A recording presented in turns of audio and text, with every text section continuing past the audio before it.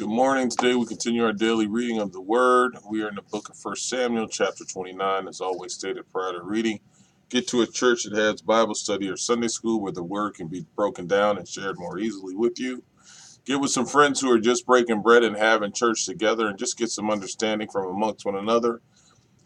Get you a Bible that you can read more easily. There are numerous versions from King James to NIV and Amplified.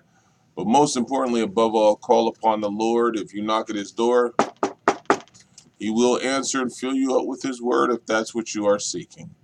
Amen. 1 Samuel chapter 29. The Philistines gathered all their forces at Aphek, and Israel camped by the spring of Jezreel. As the Philistine rulers marched with their units of hundreds and thousands, David and his men were marching at the rear with Achish.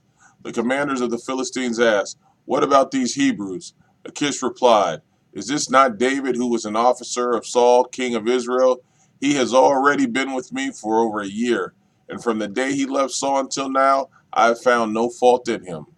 But the Philistine commanders were angry with Achish and said, "Send the man back, that he may return to the place you assigned him. He must not go with us in the battle, or he will turn against us during the fighting. How better could he regain his master's favor than by taking the heads of our own men? Isn't this the David they sang about in their dances? Saul has slain his thousands, and David his 10,000s." So Achish called David and said to him, "As surely as the Lord lives, you have been reliable, and I would be pleased to have you serve with me in the army. From the day you came to me until today, I have found no fault in you, but the rulers don't approve of you. Now turn back and go in peace. Do nothing to displease the Philistine rulers." "But what have I done?" asked David.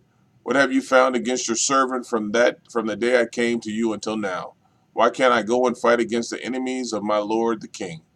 Achish answered, "I know that you have been as pleasing in my eyes as an angel of God.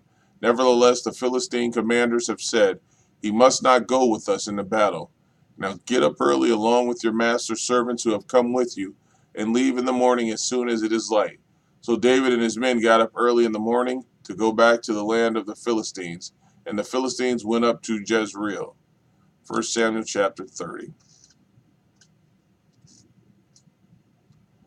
David and his men reached Ziklag on the third day. Now the Amalekites had raided the Negev of Ziklag. They had attacked Ziklag and burned it, and had taken captive the woman and everyone else in it, both young and old. They killed none of them, but carried them off as they went on their way. When David and his men reached Ziklag, they found it destroyed by fire, and their wives and sons and daughters then captive. So David and his men wept aloud until they had no strength left to weep.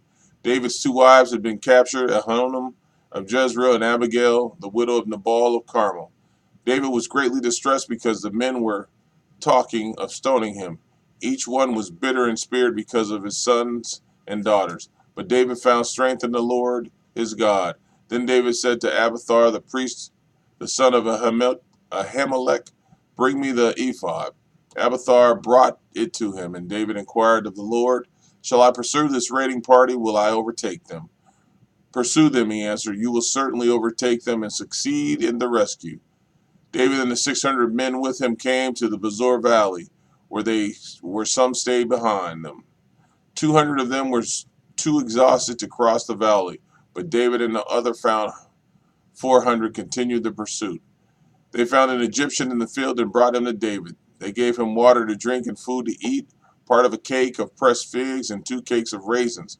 He ate and was revived, for he had not eaten any food or drunk any water for 3 days and 3 nights. David asked him, "Who do you belong to? Where do you come from?" He said, "I am an Egyptian, the slave of Amalekite. My master abandoned me when I became ill 3 days ago. We raided the Negev of the Kerethites, some territory belonging to Judah, and the Negev of Caleb, and we burned Ziklag." David asked him, "Can you lead me down to this raiding party?" He answered, "Swear to me before God that you will not kill me or hand me over to my master, and I will take you down to them." He led David down, and there they were, scattered over the countryside, eating, drinking, and reveling because of the great amount of plunder they had taken from the land of the Philistines and from Judah. David fought them from dusk until the evening the next day, and none of them got away except 400 young men who rode off on camels and fled. David recovered everything the Amalekites had taken, including his 2 wives. Nothing was missing, young or old, boy or girl, plunder or anything else they had taken. David brought everything back.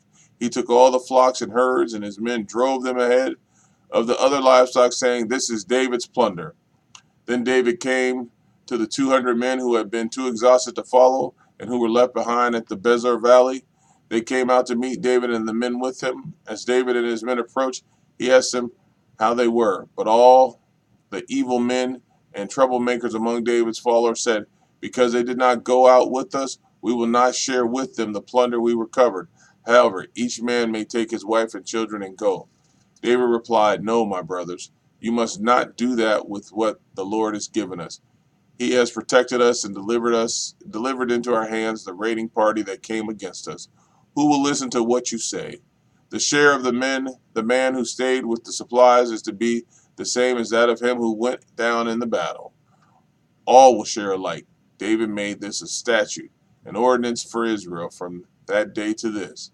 When David reached Ziklag, he sent some of the plunder to the elders of Judah, who were his friends, saying, "Here is a gift for you from the plunder of the Lord's enemies."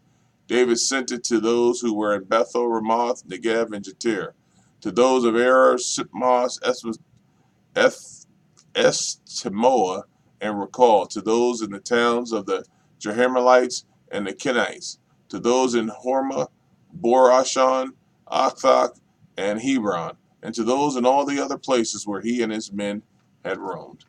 Amen.